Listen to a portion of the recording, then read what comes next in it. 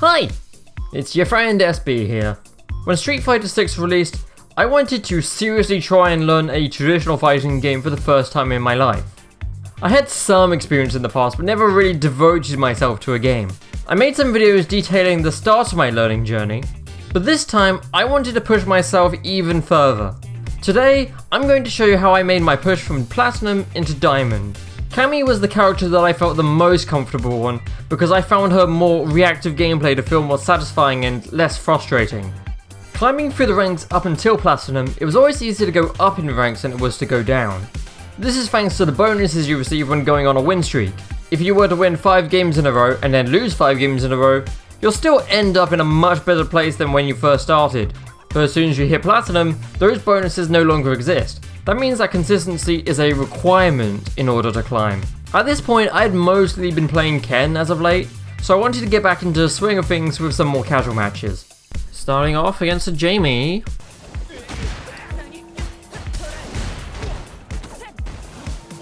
Oops, I've forgotten how to do combos.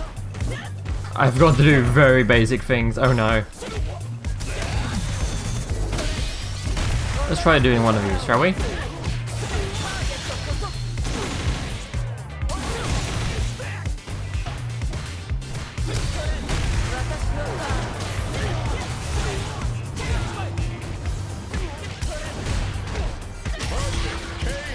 Alright, that's something.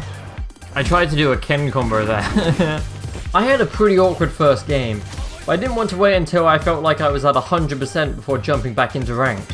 Since consistency was a big part of the game plan, I reconsidered the importance of taking breaks. It would be beneficial not only for my performance, but also my growth. As we practice, we develop muscle memory, so it makes sense that I would want to get used to the optimal state rather than allowing myself to develop bad habits. I fully expected to go into the first few ranked games with some losses and then dropping out of Platinum, but I know that if I did, I would at least be able to climb back up again. Ooh, that's your option, is it? Ugh, just immediately leave with your drive impacts, man. Stop that. Stop trying to drive impact me, man. You're spamming. Calm yourself.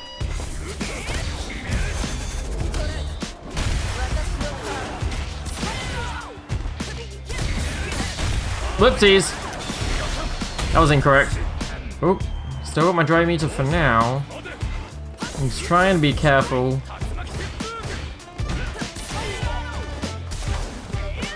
So I can get my drive meter back, because I could use that. That would be very useful, especially against a spammy big Spammatron. Alright. Just die. As I continued to play, I would occasionally stumble into certain sequences that I would then want to add to my go-to options. I realised that Spin Knuckle was potentially spammable, and there was only a few opportunities to counter it. As long as my opponent wasn't aware how to counter it, I could continue to use it to create pressure. I also discovered that Spiral Arrow, when used with the correct spacing, is actually safe on block. That meant it was potentially a really strong approach option, as long as I was able to control the spacing well. This was actually hinted in the character tutorial, but I didn't realise how that affected the frame advantage at the time. As I add new tricks and options to my gameplay, I start to find new advantages in my matches. This seemed to have an immediate noticeable effect on my win rate, as I would start to go on longer win streaks.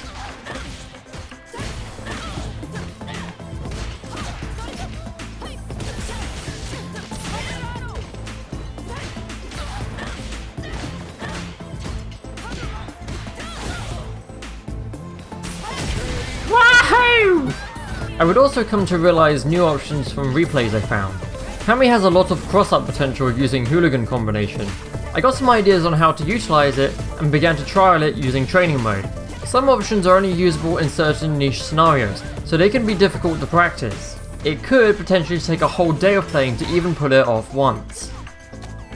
Wait, this would be the perfect opportunity to use the thing that I've been practicing. Too bad I can't remember how to use it.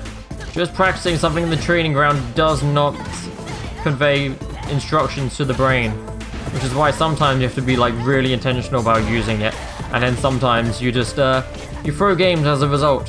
So all you can really do at this point is keep it in the back of your mind and keep going at it. When you're exploring new ways to use moves, it can help to get a little bit silly with it. Spider Arrow! Spider Arrow! Spider Arrow! Spider Arrow! This is my favorite thing, yo.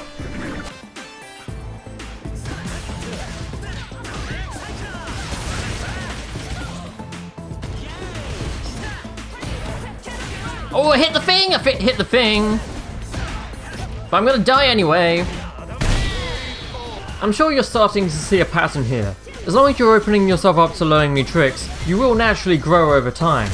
Well, that's one part of it anyway. As long as you're improving, so will your opponents. It's not all about learning about yourself, but learning the enemy as well. Oh, that was like perfect range. Perfect timing, goddamn. Just leave me be, please. If you jump, I'll grab you. I warned you. With all that going on in your mental stack, it can get pretty overwhelming at times. Greater mental stacks can lead to an increase in input mistakes, although sometimes I'm not entirely sure I'm to blame. What the hell even was that cannon spike? I'm pretty sure I pressed grab. What happened? Hello? Controller? In my war against inputs, I wanted to change up some of my binds. One of the benefits of having a controller like I have is that the L3 and R3 buttons are accessible as shoulder buttons. This removes some of the need to do simultaneous inputs. I hadn't been utilizing these buttons due to some overlap, but I came to the decision that it was worth figuring out. This had the side effect of requiring I change my muscle memory, but it should lead to more consistent inputs down the line. It's always better to get your inputs right early on so you don't have to retrain yourself later on. I feel like I've unlocked like new pathways of this control scheme. I feel like I have more options available to me because I can react faster. Having everything on binds makes everything so much easier to react to, but now my mind is expanding and I can't process it anymore. It's funny how much a little bit more control can give you. One interesting thing I've noticed about having dry parry on a button now is that I feel like I need to time my cancels a bit better with the button presses, because when I did it with trying to do a combination press, it was like you do it as soon as possible and it will work, but now I can run the risk of doing it too fast. Even when you've spent enough time with your character, there could still be fundamental mechanics that have somehow avoided your notice. For me, I couldn't figure out why when performing hooligan combination, some of my grabs would just miss. Why is this move so broken? God damn. My assumption was either that I was failing to do the simultaneous inputs, or I was getting the timing wrong. Okay. No, I hit grab. Grab came out perfect. Don't tell me it wasn't in range. If I hit grab now, it should work. There's no reason in my mind why it shouldn't work here. There's grab. I'm a bit above, but you know, it's just the animation. It's whatever. And it just misses. The solution ended up being far more simple than I expected. What if he's crouching? If he's crouching, does it make a difference?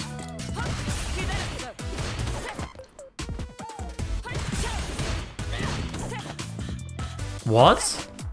It always fails on crouch? What? TIL? What the hell? How did I not know this? Standing while on the ground, I guess. Oh my god. So I can only do this in that situation? While I've mostly been learning about myself at this point, I do occasionally come across players that surprise me in all sorts of manners. Some players are really consistent at hitting perfect parry, and some, like this Ryu, have really interesting movement. Wow, this guy is spacing, oh my lordy. It's so interesting. Nice. That guy had some moves, that guy was schmoovin'. It sort of just goes to show what kind of things I'll need to work on as I continue to climb through the ranks. I've played so many different kinds of players during my climb through Platinum. Even as I come closer to reaching Diamond, I still see so much of a gap between where I'm at now and those above me. And yet, here I am, still feeling fresh off the boat from my entrance into the world of Street Fighter, and now I'm just one win away from pushing into Diamond for the first time. Nope. He teleported, it was awkward. Oh, he loves doing drive impacts.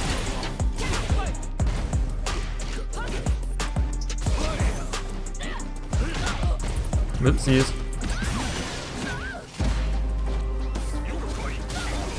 I am taking too much damage right now. I'm stuck in a loop. I need to do something new. Spire! Aye! There was no Spyro arrow.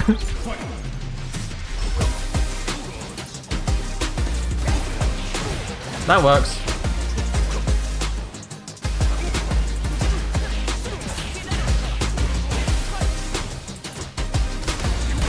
Oh, that's not cancelable.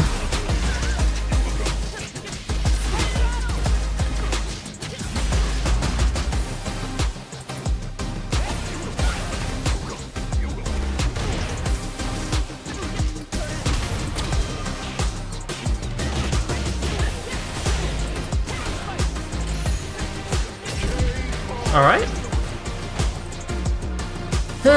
This is fine, but I've got level 3 now. Now he should be scared.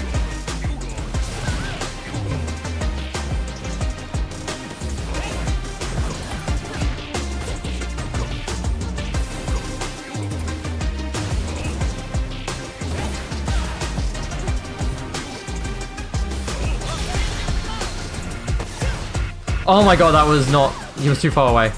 That's awkward. Okay, no, but he's out of meter. So this is fine.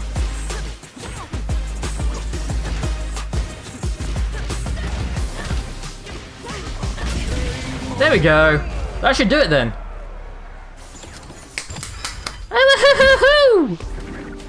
And so here's where we end. My observation is that there isn't a massive jump in requirement for getting to Diamond compared to Platinum. The main thing here is that it's quite time consuming. It took me about 2 weeks total with about 2 or 3 hours of gameplay a day. If you're capable of making it to Platinum, I encourage you to keep going. The grind, if anything, feels like a pretty good reason to put more hours into the game, which is of course the most important thing if you want to improve. I still think I'm quite lacking in terms of game knowledge, so I would like to continue to explore new parts of the game. I'm looking to eventually shoot for Master, here's hoping, and I'm looking forward to showing all sorts of new things in future videos. Until then, you can find me occasionally streaming on Twitch. I've made a little Discord server thing if you want to hang out or speak more directly, and I will see you in a future video. Bye bye.